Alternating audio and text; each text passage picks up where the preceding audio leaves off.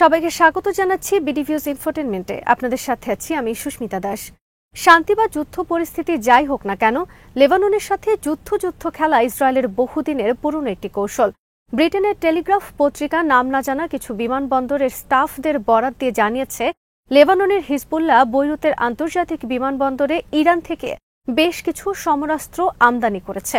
যদিও লেবানন প্রশাসনের কর্মকর্তারা টেলিগ্রাফের এসব অভিযোগকে অস্বীকার করেছেন। এ খবর ভিত্তিহীন ও অসৎ উদ্দেশ্য প্রণোদিত বলে মন্তব্য করেছেন। হিজবুল্লাহর চলমান তৎপরতা নিয়ে বিস্তারিত থাকছে আহমদ আবদুল্লাহর প্রতিবেদনে।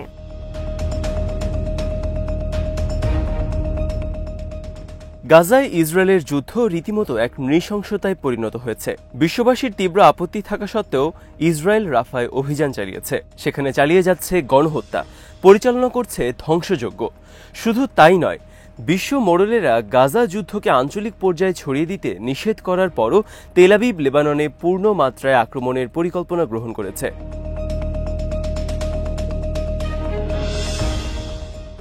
ইসরায়েলের পূর্বে ভূমধ্যসাগরে মোতায়েন করা হয়েছে মার্কিন বিমানবাহী রণতরী আইজেনহাওয়ার এবং রুজভেল্ট। এর সাথে লেবানন সীমান্তে ইসরায়েলি সেনা পাঠানোর খবর প্রকাশ্যে আসার পর চলমান উত্তেজনা নতুন মাত্রায় পৌঁছেছে।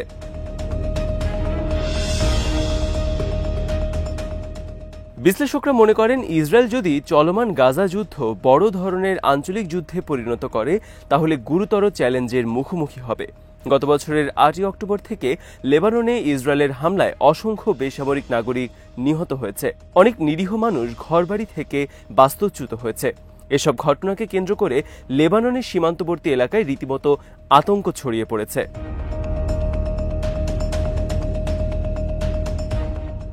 হিজবুল্লাহ ছেড়ে কথা বলেনি।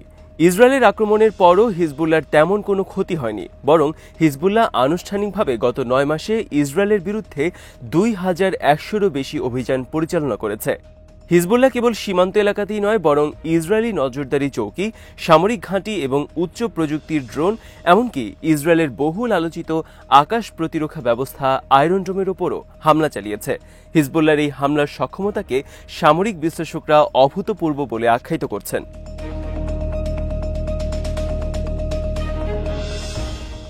লেবানন ইসরায়েলের যুদ্ধের ইতিহাসে প্রথমবারের মতো সীমান্তের উভয় দিকের মানুষকে ঘরবাড়ি ছেড়ে যেতে হয়েছে।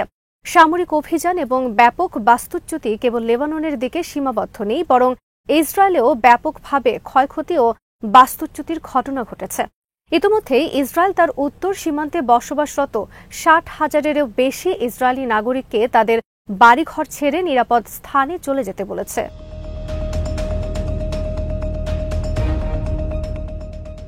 সম্প্রতি একটি ড্রোন ফুটেজ প্রচার করে ইসরায়েলি নীতি নির্ধারকদের পেরেশান করে তুলেছে হিজবুল্লাহ। ইসরায়েলের ভেতরে হিজবুল্লাহ ড্রোন ইসরায়েলের আকাশ প্রতিরক্ষা ব্যবস্থাকে ফাঁকি দিতে সক্ষম হয়। ড্রোনগুলো ইসরায়েলের ভেতর প্রবেশ করে এবং সেখানে গিয়ে ইসরায়েলের সামরিক স্থাপনা শনাক্ত করে। সেগুলোর স্থির চিত্র এবং ভিডিও চিত্রও নিয়ে আসে।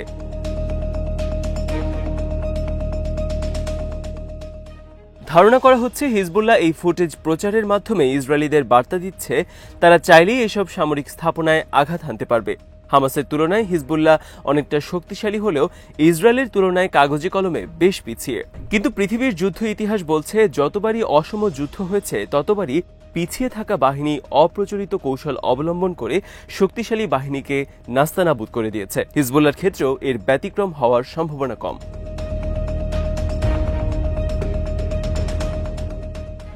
সামরিক বিশ্লেষকরা মনে করছেন, হিজবুল্লাহর কাছে সাধারণ যে কোনো সামরিক বাহিনীর সমপরিমাণ সমরাস্ত্র রয়েছে। কৌশলগত উপায়ে এগুলো ব্যবহার করতে পারলে হিজবুল্লাহ ইসরায়েলে ব্যাপক ধ্বংসযজ্ঞ চালাতে সক্ষম হবে। এছাড়া লেবাননের উপর সর্বাত্মক আক্রমণ করা হলে তা আঞ্চলিক যুদ্ধে পরিণত হবে। ইরান হয়তো এরপরও যুদ্ধে সরাসরি হস্তক্ষেপ করবে না, তবে ইসরায়েলের বিজয় ঠেকাতে হিজবুল্লাহকে সব ধরনের বস্তুগত ও সামরিক সহায়তা দিতে ইরান কার্পণ্য করবে না।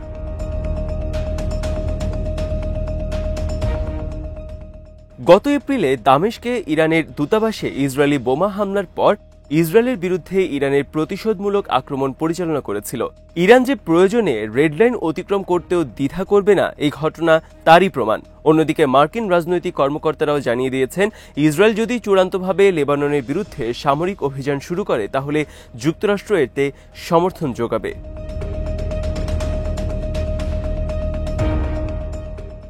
মার্কিন জয়েন্ট চিফস অফ স্টাফের প্রধান চার্লস ব্রাউন সতর্ক করেছেন, গত এপ্রিলে ইসরায়েলের বিরুদ্ধে ইরানের হামলার সময় ওয়াশিংটন যেভাবে ইসরায়েলকে সুরক্ষা দেওয়ার চেষ্টা করেছে, হিজবুল্লাহর সাথে যুদ্ধ হলে হয়তো ততটা পারবে না। এছাড়া হিজবুল্লাহর বিরুদ্ধে ওয়াশিংটন সক্রিয় হলে এর প্রতিক্রিয়ায় ইরাক এবং জর্ডানে থাকা মার্কিন সামরিক ঘাঁটিগুলো যে নিরাপত্তাহীনতায় পড়ে যাবে, ওয়াশিংটনের নীতি নির্ধারকেরা তাও জানেন।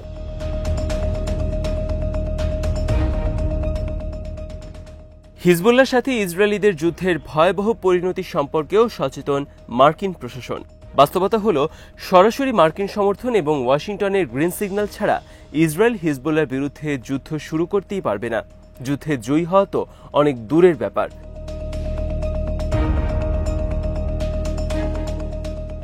অভ্যন্তরীণভাবে লেবাননের সেনাবাহিনীও মার্কিন সহায়তার উপর নির্ভরশীল হওয়ায় তাদের সক্ষমতা বাড়ছে না। এ কারণেই তারা হিজবুল্লাহর চেয়ে শক্তিশালী হয়ে উঠতে পারছে না। ইসরায়েলের বিরুদ্ধে বা পক্ষে কোনো ভূমিকা পালন করার সক্ষমতা এই বাহিনীর নেই। ফলে হিজবুল্লাহর বিরুদ্ধে অবস্থান নেওয়ার কিংবা জনগণকে উদ্দীপ্ত করার ভূমিকাতেও লেবাননের সেনাবাহিনী নেই। হিজবুল্লাহর প্রতিপক্ষ সংগঠনগুলোর বেশ কয়েকটি মার্কিন ঘেঁষা, কিন্তু তাদের নিজস্ব কোনো সামরিক শাখা না থাকায় যুদ্ধক্ষেত্রে তাদের কোনো ভূমিকা নেই।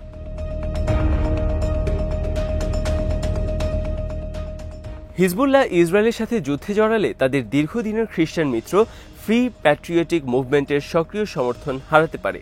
কিন্তু গাজার সমর্থনে হিজবুল্লাহ শুরুতেই ইসরায়েল বিরোধী একটি ফ্রন্ট খোলার কারণে সুন্নিদের মধ্যে হিজবুল্লাহর গ্রহণযোগ্যতা এবং জনপ্রিয়তা বহুগুণে বেড়েছে।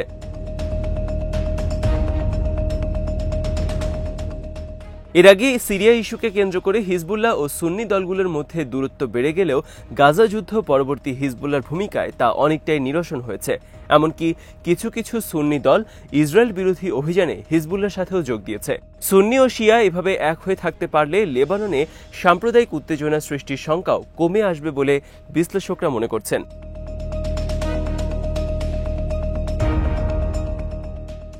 গাজাকে সাহায্য করার বিষয়টি সামনে আনার জন্য শিয়া সুন্নিদের মধ্যে এই ঐক্য হওয়া সম্ভব হয়েছে। গাজায় ইসরায়েলি গণহত্যার বিরুদ্ধে লেবাননের সর্বস্তরের মানুষ ঐক্যবদ্ধ। মার্কিন কর্মকর্তারা লেবানিজ ফ্রন্টকে গাজা থেকে বিচ্ছিন্ন করে এটিকে আলাদা রাখার জন্য সর্বাত্মক প্রচেষ্টা চালাচ্ছে।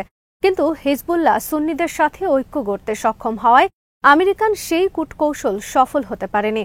লেবাননের উত্তেজনার মূল চাবিকাঠি তাই রয়ে গেছে গাজাতেই। গাজায় যুদ্ধবিরতি হলে লেবানন সীমান্তে স্থিতিশীলতা দেখা দেবে। এটাই হবে এই সংকটের যৌক্তিক ও নৈতিক সমাধান।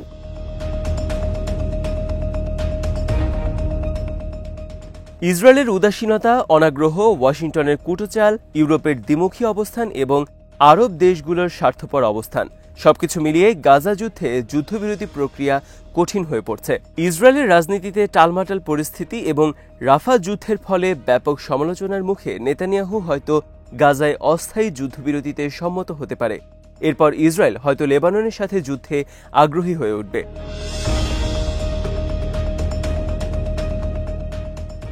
এরকম হলে দুটো পরিস্থিতি দৃশ্যমান হতে পারে। একটি হলো, ইসরায়েল লেবাননে তার সামরিক আক্রমণ পরিচালনা করবে, যেভাবে সেনা এবং সামরিক সরঞ্জাম মোতায়েন করেছে এর সবটাই ব্যবহার করবে। অন্যটি হলো, ইসরায়েল হয়তো যুদ্ধ শুরু না করে লেবাননে বড় ধরনের সামরিক অভিযান চালাবে। তবে দ্বিতীয় পরিণতি হওয়ার সম্ভাবনা ক্রমশই কমে আসছে। এরকম হলে সংঘাত ও যুদ্ধ পুরো অঞ্চলেই ছড়িয়ে পড়বে। সেক্ষেত্রে কোনো দলই রেড লাইনের তোয়াক্কা করবে না।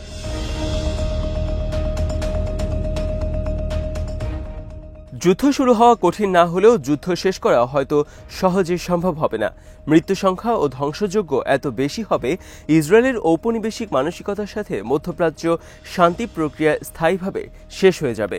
ইসরায়েলকে আর কেউ শান্তি প্রতিষ্ঠার ক্ষেত্রে বিশ্বাস করতে পারবে না। ফলে যতদিন ফিলিস্তিন মুক্ত না হবে, ততদিন পর্যন্ত এই অঞ্চলের জনগণ হয়তো আর নিজেদের নিরাপদ বা স্বাধীনও ভাবতে পারবে না।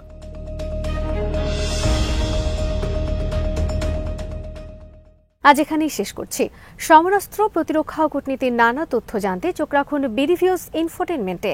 চ্যানেলটি ভালো লাগলে সাবস্ক্রাইব করুন, সংযুক্ত থাকুন আমাদের ফেসবুক পেজে।